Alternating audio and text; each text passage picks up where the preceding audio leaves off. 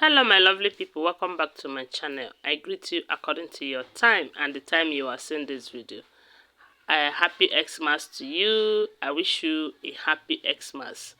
So guys, we are still on the gist from the palace of Ooni of Ife. Allegedly, it has been revealed that Deji of Akure, you know Deji of Akure, Deji is like a father to Queen Naomi, as well as the king, Ooni of Ife. As a matter of fact, anything that is going on in their marriage, they used to relate it to Deji of Akure, especially this part when Queen Naomi left the marriage, left the palace, and everything that has been going on. Deji have been the one. It's not only him, but they normally report to him, about the latest development in their marriage. As a matter of fact, from what we heard, though, they said when there was a point when it looks as if they are never going to reconcile.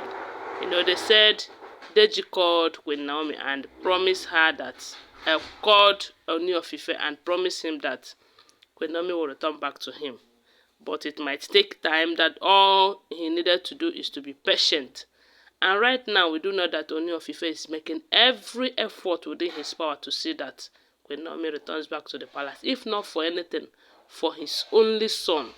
Because his major fear is allowing another man to raise his only son. And it looks somehow, it is not normal if you ask me, considering the fact that he can do something about it, in as much as it looks so difficult and impossible. But I'm sure, from what we are hearing allegedly, that he has promised himself that even if it will take another 10 to 20 years, he doesn't care. That no, Queen Naomi will not leave him, and President TADENIKAWO will not leave him. And from the way we are hearing it right now, things are beginning to fall in place for them.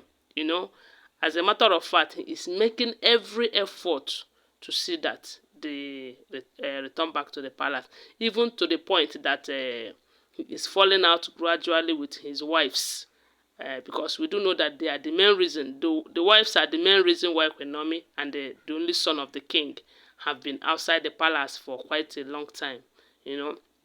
Yes, so because from what we heard, it was what Ashley did to Queen Naomi, while Ashley was in the palace serving as a calabash carrier, but was also busy dating Queen Naomi's husband then. And Queen Naomi saw Ashley as a friend, relating everything to her, telling her every move and all of that. Sometimes it is good to be very, very mature before entering the marriage, because I'm sure that some of the things that happened to Queen Naomi in this marriage is because of her tender age. Yes, she was too tender when she got into that marriage, and considering the type of place that she entered, in a very big palace like that, where there is so much conspiracy and gang ups. I know that was why. And when she thought it was too much for her at her age, she left. She left the palace just to be safe, and her son to be safe too. Because had it been the kind of wisdom and knowledge and development that she have gotten right now, I'm sure she will not leave the palace. She will be there to fight for her rights. But God knows the best. So according to the information reaching us, they said Ooni of Ife, Deji of Akure called. Okay, they say Ooni was one who called Deji of Akure to beg him to please speak to Queen Naomi about returning back to the palace. We do know that they said Queen Naomi have agreed to return back to the palace, but on the condition that the wives leave the palace. I don't know. But right now, I don't know if the king is begging the Deji of Akure to talk to Queen Naomi to return back while the wives are still there or anything, because we do know that the elders too, the elders of Ile-Ife kingdom, it looks as if they are ganging up with the wives to fight the king over this issue, because the king insisted that they will leave the palace while the wives are going around paying the elders in dollars to come and stand against the king's decision. So I don't know this begging right now, whether it is for Queen Naomi to return back to the palace while the wives are still there, or when the wife must have leave the palace. So, but they said the Deji of Akure did one thing that surprised Queen Naomi, that he made Ooni of Ife to swear to ensure that Queen Naomi and Prince Tadenikawo is safe in his palace. And according to what we heard, though, they said Ooni of Ife swear, and he made it known to Deji that a lot of things has happened in his life, and he has learned a lot of lessons. You know, that right now he is going to stand up against anything that will come close to his wife, Queen Naomi and Prince Tadenikawo.